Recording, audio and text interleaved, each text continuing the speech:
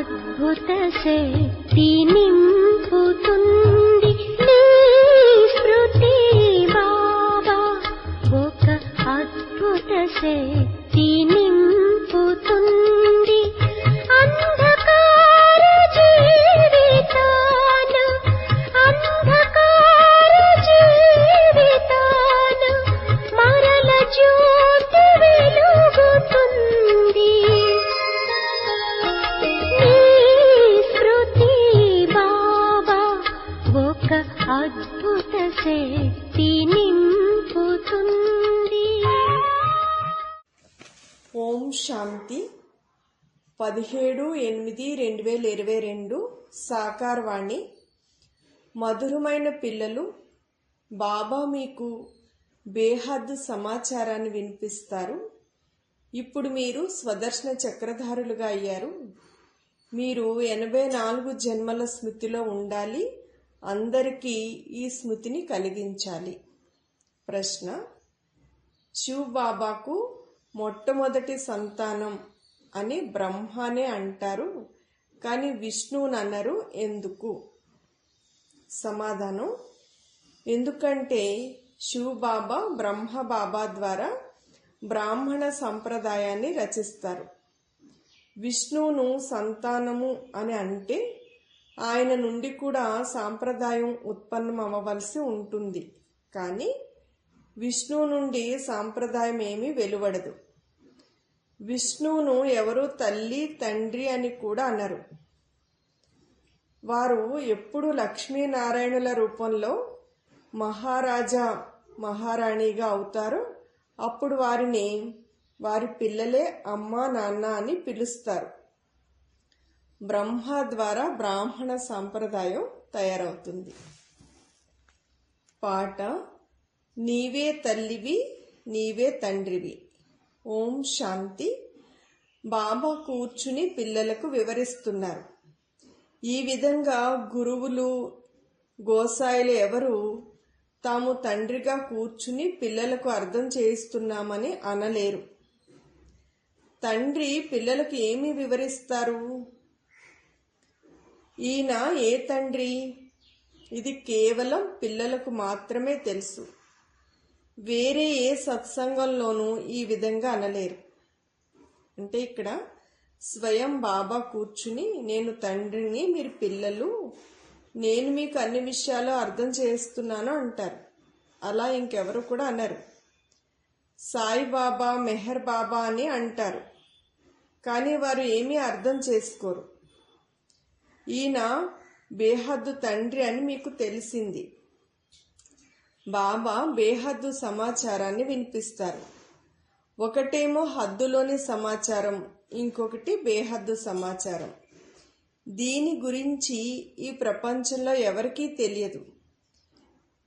భగవంతుడు బేహద్దు సమాచారాన్ని అంటే సృష్టి ఆది మధ్య అంత్య జ్ఞానాన్ని వినిపిస్తున్నారు.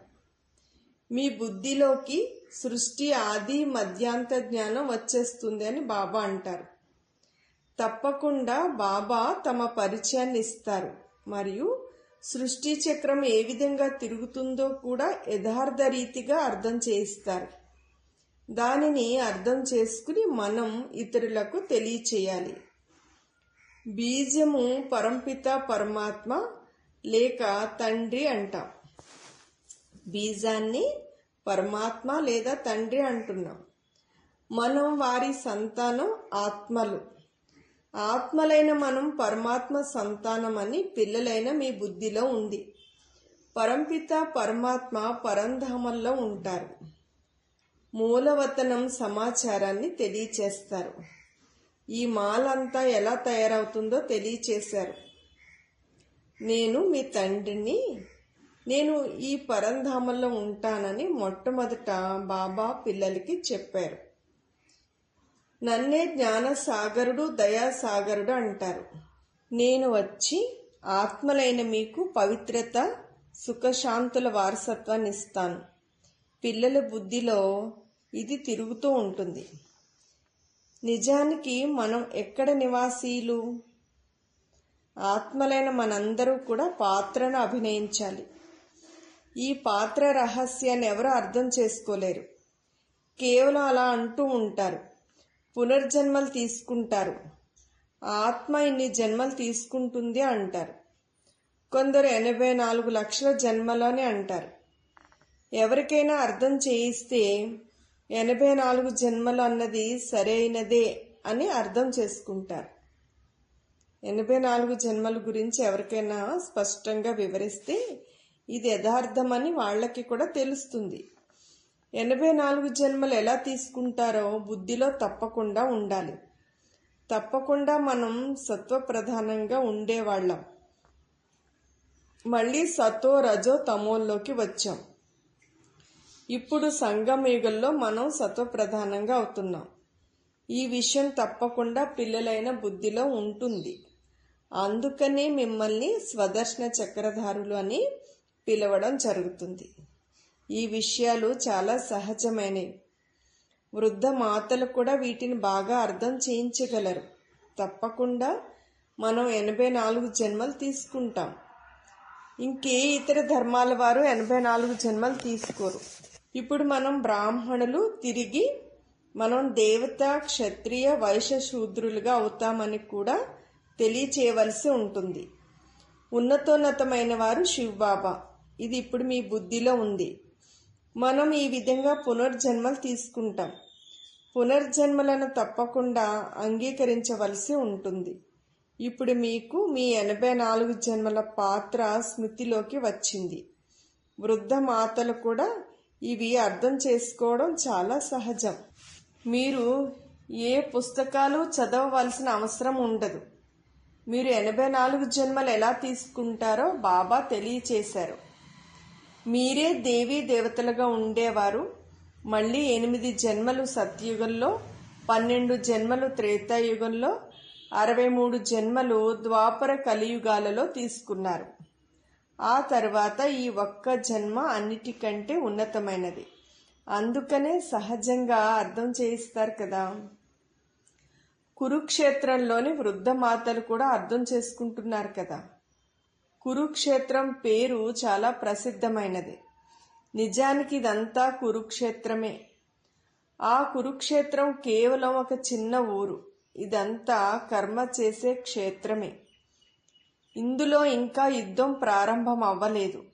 మీకు ఈ మొత్తం కల్పవృక్షం అంతా తెలుసు. ఒకే చోట ఉండవలసి ఉంటుంది కదా. ఈ కర్మక్షేత్రం అంతటిపైన రావణ రాజ్యం ఉందని బాబా తెలియచేశారు. రావణుణ్ణి ఇక్కడే తగలపెడతారు. రావణుని జన్మ కూడా ఇక్కడే జరుగుతుంది. ఇక్కడే శివబాబా జన్మ అంటే భగవంతుని అవతరణ జరుగుతుంది. ఈ భారత భూమిపైన దేవీ దేవతలు ఉండేవారు. వారే మొట్టమొదట వామ మార్గానికి వెళ్ళిపోయారు. బాబా కూడా ఇక్కడ ఈ భారత భూమిపైనే అవతరిస్తారు. భారతదేశానికి ఎంతో మహిమ ఉంది. బాబా కూడా భారతదేశంలోనే కూర్చుని తెలియచేస్తున్నారు. పిల్లలు, మీరు 5000 సంవత్సరాల క్రితం ఆది సనాతన దేవీ దేవతా ధర్మానికి చెందిన వారిగా ఉండేవారు. రాజ్యం చేసేవారు. అందులో మొదటి నెంబర్ వారైన లక్ష్మీనారాయణులు విశ్వంపై రాజ్యం చేసేవారు. అది జరిగి 5000 సంవత్సరాలు అయింది. వారిని విశ్వ మహారాజన్, విశ్వ మహారాణి అని పిలిచేవారు. ఇక్కడ ఇతర ధర్మం ఏది ఉండదని బాబా చెప్తున్నారు. అందుకనే ఏ రాజులైతే ఉంటారో వారు విశ్వ మహారాజులుగానే పిలువబడతారు. ఆ తర్వాత వీరు ఫలానా ఊరికి రాజులు, వీరు ఫలానా ఊరికి రాజులు అని పిలుస్తారు. మనం విశ్వరాజ్యాన్ని తీసుకుంటున్నామని మీకు తెలుసు. మీరు యమునా నదీ తీరంలో రాజ్యం చేస్తారని బాబా తెలియచేశారు. కావున 4 యుగాలు మరియు 4 వర్ణాలు ఉన్నాయని బుద్ధిలో గుర్తుంచుకోవాలి. ఆ తరువాత 5వది ఈ లీప్ యుగం. దీని గురించి ఎవరికీ తెలియదు. ముఖ్యమైనది బ్రాహ్మణ ధర్మం. వారే బ్రహ్మ ముఖవంశావళి బ్రాహ్మణులు. బ్రాహ్మణులు ఎప్పుడొచ్చారు? ఎప్పుడైతే తండ్రి సృష్టి రచిస్తారో అప్పుడు మొదట బ్రాహ్మణులు కావాలి. వారు డైరెక్ట్గా బ్రహ్మ ముఖవంశావళి. బ్రహ్మ శివబాబాకు మొదటి సంతానం. విష్ణువును కూడా సంతానం అంటారా? అలా అనరు. అతడు కొడుకైతే ఆయన నుండి కూడా సాంప్రదాయం జన్మిస్తుంది కదా, కానీ ఆయన నుండి ఏ సాంప్రదాయము జన్మించదు. అలాగే వారిని తల్లి తండ్రి అని కూడా పిలవరు. ఆ మహారాజు మహారాణులకు కేవలం ఒకే కొడుకు ఉంటాడు. ఇది కర్మభూమి. పరంపిత పరమాత్మ కూడా వచ్చి కర్మ చేయవలసి ఉంటుంది. లేదంటే భగవంతుడు వచ్చి ఏం చేసిన కారణంగా వారికి ఇంత మహిమ జరుగుతుంది అంటే భగవంతుడు కూడా ఈ భూమి మీద అవతరించి కర్మ చేస్తున్నారు బ్రహ్మ తనువు ద్వారా. శివ జయంతికి కూడా ఎంతో మహిమ చేస్తారు. శివ జయంతిని ఎంతో గొప్పగా జరుపుకోవడం, మహిమ చేయడం మీరు చూశారు. శివపురాణం అని వ్రాసిన కానీ అందులో ఏ విషయమూ అర్థం కాదు. ముఖ్యమైనది గీత. శివబాబా ఏ విధంగా వస్తారో మీరు బాగా అర్థం చేసుకున్నారు. బ్రహ్మ కూడా తప్పకుండా కావాలి. ఇప్పుడు బ్రహ్మ ఎక్కడి నుండి వచ్చాడు? సూక్ష్మవతనంలో సంపూర్ణ బ్రహ్మ ఉన్నారు. ఈ విషయంలోనే మానవులు తికమక పడతారు. బ్రహ్మ కర్తవ్యం ఏమిటి? సూక్ష్మవతనంలో ఉంటూ ఏం చేస్తూ ఉంటారు? ఎప్పుడైతే ఈయన వ్యక్త రూపంలో ఉంటారో, బ్రహ్మ ఎప్పుడైతే ఈ భూమి మీద వ్యక్తంగా ఉంటారో అప్పుడు బ్రహ్మ ద్వారా జ్ఞానం వినిపిస్తారు. ఆ తర్వాత తిరిగి ఈయనే జ్ఞానాన్ని తీసుకుంటూ ఫరిస్తాగా అవుతారని బాబా వివరిస్తున్నారు. అది సంపూర్ణ రూపం. అదేవిధంగా మమ రూపం ఉంది. అలాగే మీరు కూడా ఆ సంపూర్ణ రూపంగా అయిపోతారు. వృద్ధ మాతలు మేము 84 జన్మలు ఎలా తీసుకుంటాము అన్నది ధారణ చేస్తే చాలు. అంటే జ్ఞానాన్ని అర్థం చేసుకుంటే చాలు. బాబా కర్మక్షేత్రంపై పాత్రను అభినయించడానికి పంపిస్తారు అని కూడా అర్థం చేయించడం జరుగుతుంది. నోటితో ఏమీ మాట్లాడరు. ఇది కూడా డ్రామాగా రచింపబడి ఉంది. డ్రామా అనుసారంగా ప్రతి ఒక్కరూ తమ తమ సమయానుసారంగా రావాల్సి ఉంటుంది. కావున సృష్టి ఆదిలో మొట్టమొదట ఎవరు ఉండేవారో, మళ్ళీ అంతిమంలో ఎవరు ఉన్నారో బాబా కూర్చుని తెలియచేస్తున్నారు. అంతిమంలో 550 కోట్లు ఉంటారు. మొత్తం సాంప్రదాయం అంతా శిథిలావస్థకు చేరుకుంది. ఈ ప్రపంచం, జనాభా, అన్ని విషయాలు శిథిలావస్థకు వచ్చేసినాయి. అంతేకాని ప్రళయం జరుగుతుంది, ఆ తర్వాత శ్రీకృష్ణుడు సముద్రంలో రావాకపోయిన నోట్లో వేలు పెట్టుకుని వస్తాడు, అలాంటిది ఏమీ జరగదు. బాబా బ్రహ్మ ద్వారా కొత్త సాంప్రదాయం స్థాపన చేస్తారు. పరంపిత పరమాత్మ ఈ దైవీ సృష్టి రచనను ఎలా చేస్తారో మీకు తెలుసు. వారు కృష్ణుడు చేశాడు అని భావిస్తారు. తండ్రియే పతిత పావనుడని మీకు తెలుసు. పావనంగా తయారు చేయడానికి అంతిమంలో వస్తారు. ఎవరు కల్పపూర్వం పావనంగా అయ్యారో వారే వస్తారు. బాబా వచ్చి బ్రహ్మ ముఖవంశావళిగా తయారు చేస్తున్నారు. కల్పపూర్వం ఎవరు బాబా పిల్లలు అయ్యారో వాళ్ళే ఇప్పుడు కూడా అవుతారు. బ్రహ్మ ముఖవంశావళిగా అయ్యి పురుషార్థం చేసి శివబాబా నుండి తమ వారసత్వాన్ని తీసుకుంటారు. రచయిత జ్ఞానసాగరుడే కదా. వారసత్వం తండ్రి నుండే లభిస్తుంది. ఈయనకి కూడా అంటే బ్రహ్మ బాబాకి కూడా శివబాబా నుండే వారసత్వం లభిస్తుంది. వారి మహిమయే ఎంతో గానం చేయబడింది. త్వమేవా మాతాశ పిత త్వమేవా అని అంటారు. శివబాబాకి అపారమైన మహిమ ఉంది. అందరూ గానం చేస్తున్నారు. అంటే తప్పకుండా సత్యమైన సుఖాన్ని ఇచ్చేవారు ఆయనే. ఇది కూడా మీకు తెలుసు. ఇది ప్రపంచానికి తెలియదు. ఎప్పుడు రావణ రాజ్యం ప్రారంభమవుతుందో అప్పుడే దుఃఖం ప్రారంభమవుతుంది. రావణుడు బుద్ధిహీనులుగా చేస్తాడు. పిల్లవాడిలో ఎప్పటి వరకైతే వికారాలు ప్రవేశించవో అప్పటి వరకు పిల్లలు అంటే మహాత్మునితో సమానం అంటారు. ఎప్పుడు పెద్దవాళ్ళు అవుతారో అప్పుడు లౌకిక సంబంధికులు అందరికీ దుఃఖం పొందే దారి చూపిస్తారు. పెద్దవాళ్ళు అయ్యే కొద్దీ స్వార్థం, ఈర్ష్య, వికారాలు ఇవన్నీ వస్తాయి. వాళ్ళు దుఃఖపడతారు, అందరినీ దుఃఖపెడతారు. మొదట నీ వివాహం చేసుకోవాలన్న దారిని చూపిస్తారు. లక్ష్మీనారాయణులు, సీతారాములు వివాహం చేసుకోలేదా అంటారు. కానీ వారిది పవిత్ర ప్రవృత్తి మార్గం అని వారికి తెలియదు. ఇది అపవిత్ర ప్రవృత్తి మార్గం. వారు పవిత్రమైన స్వర్గానికి అధిపతులుగా ఉండేవారు. మనం పతితులుగా నరకంలో ఉన్నాం. ఈ ఆలోచన వారి బుద్ధిలోకి రాదు. మీరు భారతదేశం యొక్క మహిమ వినిపిస్తారు. భారతదేశం స్వర్గంగా ఉండేది అన్నది మీరు మర్చిపోయారా? ఇందులో అంటే ఈ భూమి మీద ఆది సనాతన దేవీ దేవత ధర్మం ఉండేది. పవిత్రులు ఉండేవారు. అందుకే అపవిత్రులు వారి ఎదురుగా వెళ్ళి శిరస్సు వంచుతారు. పతిత పావనుడైన తండ్రియే పావన ప్రపంచ స్థాపన చేస్తారు. తప్పకుండా భారతదేశం పావనంగా ఉండేది. ఇప్పుడు తమ నోటితో తాము పతితులు అంటున్నారు. ఏదైనా యుద్ధం మొదలైనవి జరిగితే శాంతి కొరకు యజ్ఞాలను రచిస్తారు. మంత్రాలు కూడా అదే విధంగా జపిస్తారు. కానీ శాంతి అర్థాన్ని తెలుసుకోరు. అది చాలా సహజమైనది. గాడ్ ఫాదర్ అంటున్నప్పుడు మరి తప్పకుండా ఆయనకి పిల్లలు అవుతారు కదా. మనందరికీ ఆయన తండ్రి. మనందరూ సోదరులు అవుతాము.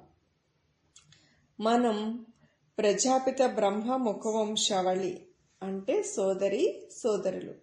సత్యుగుల్లో ముఖవంశావళి అనేది ఉండదు.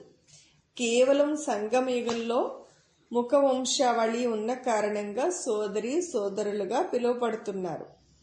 నేను కల్పకల్పము కల్పానికి సంగమయుగంలో సాధారణ వృద్ధ తనువులో ప్రవేశిస్తాను.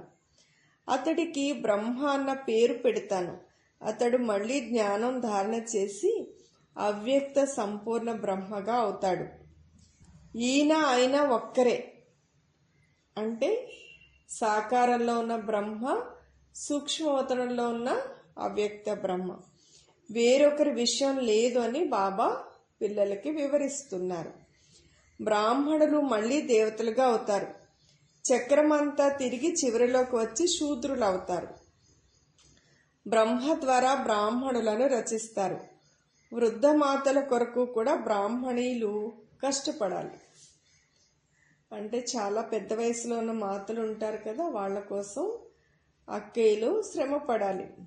మనం 84 జన్మలు పూర్తి చేస్తాము. కనీసం ఇదైతే అర్థం చేసుకోగలరు కదా. అంటే కొంచెం ముసలి వాళ్ళకి చెప్పడం కష్టంగా ఉంటుంది, అర్థం కాదు. అందుకని వివరించాలి. ఇక నన్ను స్మృతి చేయండి అంటున్నారు బాబా. 84 జన్మల చక్రం అర్థమైతే తండ్రిని స్మృతి చేయాలి. ఈ యోగాగ్ని ద్వారానే వికర్మలు వినాశనం అవుతాయి. నన్నొక్కడినే స్మృతి చేయండి అని సర్వాత్మలకు చెప్తారు. అదృష్ట సితారాలు, హే శాలిగ్రామాలు అని శివ్ బాబా అంటారు. బాబా పిల్లల్ని అలా సంబోధిస్తారు. ఆత్మలైన మీ బుద్ధిలో ఈ జ్ఞానాన్ని వేస్తున్నారు. యోగాగ్ని ద్వారానే వికర్మలు వినాశనం అవుతాయి. బాబా పిల్లల్ని అదృష్ట సితారాలు, శాలిగ్రామాలు అని పిలుస్తారు. ఆత్మలైన మీ బుద్ధిలో జ్ఞానాన్ని నింపుతున్నారు. ఆత్మ వింటుంది. పరమాత్మ అయిన తండ్రి బ్రహ్మ ముఖం ద్వారా వినిపిస్తున్నారు. బ్రహ్మ ద్వారా స్థాపన అంటారు. తప్పకుండా మానవులు ఉంటారు మరియు వృద్ధులు ఉంటారు. బ్రహ్మను ఎల్లప్పుడూ వృద్ధినిగానే చూపిస్తారు. శ్రీకృష్ణుణ్ణి చిన్నపిల్లవాడిగా చూపిస్తారు. ఎప్పుడు చిన్నపిల్లవాడని, బ్రహ్మను ఎప్పుడు కూడా చిన్నపిల్లవాడని అన్నారు. బ్రహ్మను ఎప్పుడు అనుభవి, వృద్ధుడు అలాగే చూపిస్తారు. అసలు బ్రహ్మ యొక్క చిన్ననాటి ఫోటోలు, బాల్యపు విషయాలు ఏమీ తయారు చేయరు అంటున్నారు. లక్ష్మీనారాయణుల బాల్య రూపం ఏ విధంగా చూపించారో అలాగే బ్రహ్మ బాల్య రూపాన్ని కూడా చూపించారు. నేను వృద్ధ తనువులోకి వస్తానని స్వయంగా బాబాయ్ అంటారు. కావున పిల్లలైన మీరు కూడా ఈ మంత్రాన్ని వినిపిస్తూ ఉండాలి. నన్నొక్కడినే స్మృతి చేయండి అంటారు బాబా. శివుణ్ణి, బ్రహ్మను ఇద్దరిని తండ్రి అంటారు. ఈశ్వరుణ్ణి తండ్రి అంటారు, బ్రహ్మను కూడా తండ్రి అంటారు. శంకరుడిని ఎప్పుడూ బాబా అని అన్నారు. మానవులైతే శివశంకరులను కలిపేశారు. అందుచేత ఈ విషయాన్ని కూడా బుద్ధిలో గుర్తుంచుకోవాలి. ఆత్మలకు తండ్రి అయిన పరంపిత పరమాత్మ ఇప్పుడు వచ్చారు. అందుకే ఇటువంటి సహజమైన విషయాలు వృద్ధ మాతలకి వివరించి తెలియచేయాలి. ఇంతకు ముందు నేను మిమ్మల్ని ఏ విధంగా తయారు చేశాను అని బాబా ప్రశ్న అడుగుతారు. ఏం చెప్తారు సమాధానం? ఏదో ఒకటి చెప్పగలగాలి కదా. బాబా ప్రశ్న అడిగితే కనీసం స్వదర్శన చక్రధారులుగా తయారు చేశారు అలా అయినా అనాలి కదా.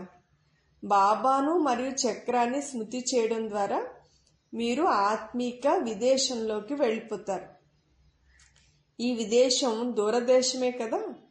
ఆత్మలైన మనందరం దూరదేశంలో ఉండేవాళ్ళు. మన ఇల్లు ఎక్కడుందో చూడండి. అది సూర్య చంద్రులకు అతీతంగా ఉంది. అక్కడ ఏ దుఃఖమూ లేదు. ఇప్పుడు ఆత్మలైన మీకు ఇంటి స్మృతి కలిగింది. అక్కడ మనం అశరీరిగా ఉండేవాళ్ళం, శరీరం లేదు. ఈ సంతోషం ఉండాలి. ఇప్పుడు మనం మన ఇంటికి వెళ్తాం. బాబా ఇల్లు అంటే మన ఇల్లు. నన్ను స్మృతి చేయండి మరియు మన ముక్తిధామాన్ని స్మృతి చేయండి అని బాబా అంటున్నారు. విజ్ఞాన గర్వం కలవారికి పరమాత్మను గురించి ఏమాత్రమూ తెలియదు. సైన్స్ బాగా కనిపెడితే మాకు చాలా తెలివి ఉంది, మేమే ఇవన్నీ కనిపెట్టామని చాలా గర్వం ఉంటుంది. వాళ్ళ చెవుల్లో శివబాబాను స్మృతి చేయాలి అన్న విషయం ఎంతో కొంత పడుతూ ఉండాలని బాబా వారిపై దయ కలుగుతుంది. అంటే ప్రతి ఒక్కరికి భగవంతుడి స్మృతి ఆధారం. అలాంటి వాళ్ళ చెవిలో కూడా భగవంతుణ్ణి స్మృతి చేయాలి అన్న విషయం వెళ్ళాలి అని బాబాకి వాళ్ళని చూస్తే దయ కలుగుతుంది. వారి దేహాభిమానం తొలగిపోవాలి. మళ్ళీ నారాయణుడిగా తయారవ్వడానికి ఇది సత్యమైన కథ. విజ్ఞాన గర్వం కలవారికి పరమాత్మ గురించి ఏమాత్రమూ తెలియదు. వారి చెవుల్లో కూడా పరమాత్మను స్మృతి చేయాలి అన్న విషయం ఎంతో కొంత పడుతూ ఉండాలి. వారిని చూసి బాబాకు దయ కలుగుతుంది. ఏమని అంటే వారి దేహాభిమానం తొలగిపోవాలి అని. మళ్ళీ ఏం చెప్తున్నారంటే నారాయణుడిగా తయారవ్వడానికి ఇది సత్యమైన కథ. సత్యమైన తండ్రిని స్మృతి చేస్తే సత్యఖండానికి అధిపతులుగా అవుతారు. సత్యమైన బాబా స్వర్గస్థాపన చేస్తారు. ఇతర సాంగత్యాల నుండి బుద్ధి యోగాన్ని తొలగించండి అని బాబా అంటారు. 8 గంటలు గవర్నమెంట్ జాబ్ చేస్తారు. దానికంటే ఇది ఉన్నతమైన సంపాదన. ఎక్కడికి వెళ్ళినా సరే బుద్ధిలో ఈ విషయాన్ని గుర్తు చేసుకుంటూ ఉండాలి. మీరు కర్మయోగులు. బాబా ఎంత సహజంగా వివరిస్తారు. ఈరోజు మురళి అంతా బాబా వృద్ధుల కోసమే అంటున్నారు. వృద్ధులను చూసి నేను ఎంతో సంతోషిస్తాను. ఎందుకంటే వాళ్ళు నా తోటివారు కదా అంటున్నారు. నేను అధిపతిగా అయి నా తోటివారు అలా అవ్వకపోతే అది కూడా సరి అయినది కాదు. ఫ్రెండ్స్ అంటే ఇద్దరు ఒకలా ఉండాలి కదా. బాబా అవినాశి జ్ఞాన సర్జన్. జ్ఞాన ఇంజెక్షన్ సద్గురు ఇవ్వడంతో అజ్ఞాన అంధకారం వినాశనం అయిపోతుంది అంటారు. మీ అజ్ఞానం దూరమైపోయిందా? మీ బుద్ధిలోకి జ్ఞానం వచ్చింది. మీరన్నీ తెలుసుకున్నారు. అచ్చా, మధురాతి మధురమైన ఆత్మిక పిల్లలకు మాత్పిత బాప్దాదాల ప్రియ స్మృతులు మరియు గుడ్ మార్నింగ్. ఆత్మిక పిల్లలకు ఆత్మిక తండ్రి నమస్తే. మధురాతి మధురమైన ఆత్మిక పిల్లలకు ఆత్మిక తండ్రి ప్రియ స్మృతులు మరియు నమస్తే. మధురాతి మధురమైన ఆత్మిక పిల్లలకు మాత్పిత బాప్దాదాల ప్రియ స్మృతులు మరియు గుడ్ మార్నింగ్. ఆత్మిక పిల్లలకు ఆత్మిక తండ్రి నమస్తే. మధురాతి మధురమైన ఆత్మిక తండ్రికి ఆత్మిక పిల్లల ప్రియ స్మృతులు మరియు నమస్తే. ధారణ పాయింట్స్. ఉన్నతమైన సంపాదన చేసుకోవడానికి బుద్ధి యోగము ఇతర సాంగత్యాల నుండి తొలగించి ఒక తండ్రితోనే జోడించాలి. సత్యమైన తండ్రిని స్మృతి చేస్తూ సత్యఖండానికి అధిపతులుగా అవ్వాలి. సెకండ్ పాయింట్, ఏ విధంగా బ్రహ్మబాబా జ్ఞానాన్ని ధారణ చేసి సంపూర్ణంగా అయ్యారో అలాగే బాబా సమానంగా సంపూర్ణంగా అవ్వాలి. వరదానం. ఎడతెగని నిశ్చయం యొక్క ఆధారంపై విజయాన్ని అనుభవం చేసుకునే సదా హర్షిత మరియు నిశ్చింత భవ.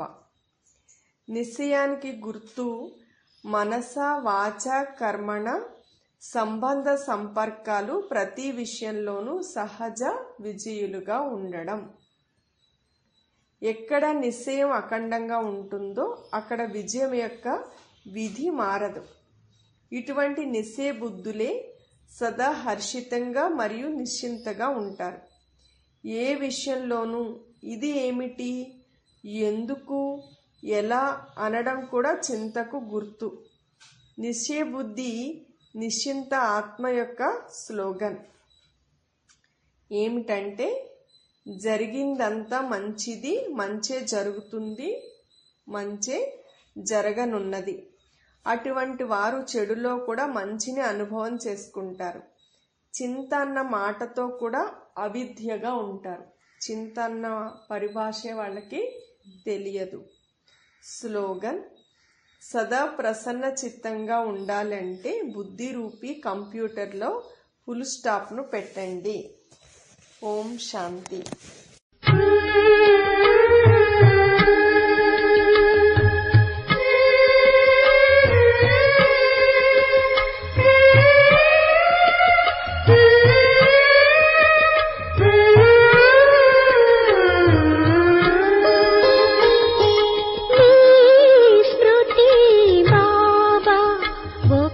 అద్భుత శక్తి నింపుతుంది నీ స్మృతి బాబా, ఒక అద్భుత శక్తి నింపుతుంది. అంధకార జీవితాన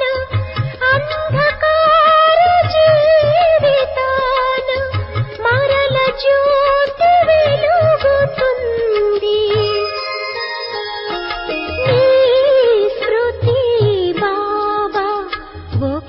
అద్భుత శక్తి నింపుతుంది.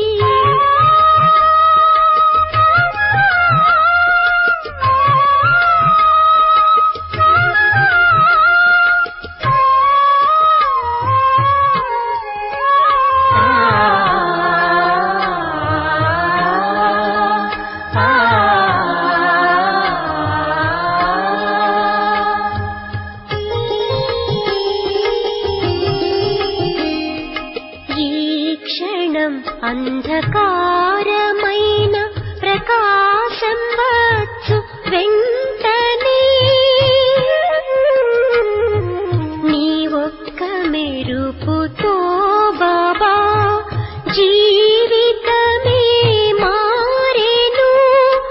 ఓదార్పు మనకి కలుగుతుంది, ఓదార్పు మనకి కలుగుతుంది. కష్టాలన్నీ తీరుతాయి. నీ స్మృతి బాబా ఒక అద్భుత శక్తి నింపుతుంది.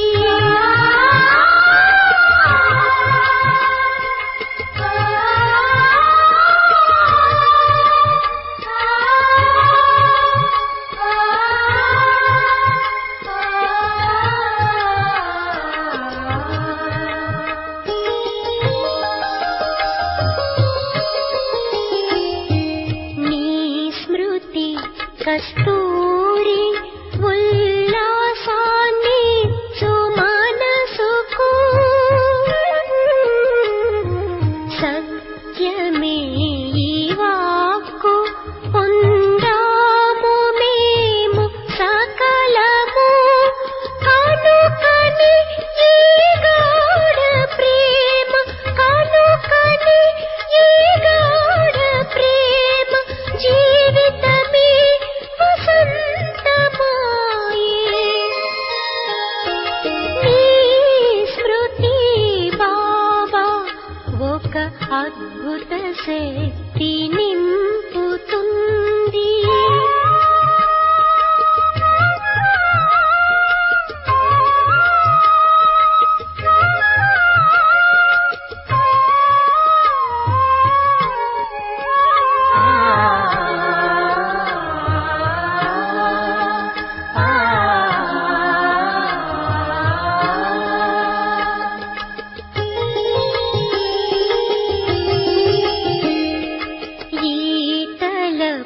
గంగాజలం తొలగును మదిలోని మలినము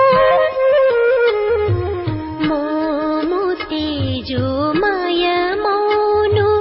సంతోష కుసుమాలు వికసించు ఇదే నిత్యమైన మహిమ ఇదే నిత్యమైన మహిమ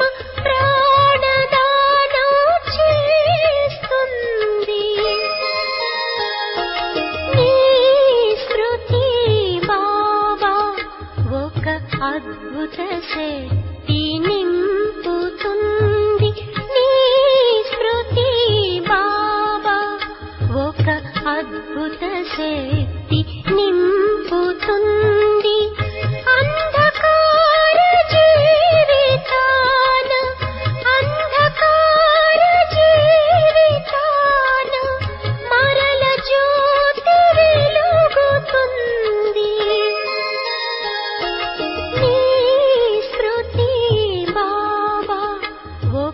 అద్భుత శక్తి నింపుతుంది అంధకార జీవితాన మరల జ్యోతి వెలుగుతుంది నీ స్మృతి బాబా ఒక అద్భుత శక్తి నింపుతుంది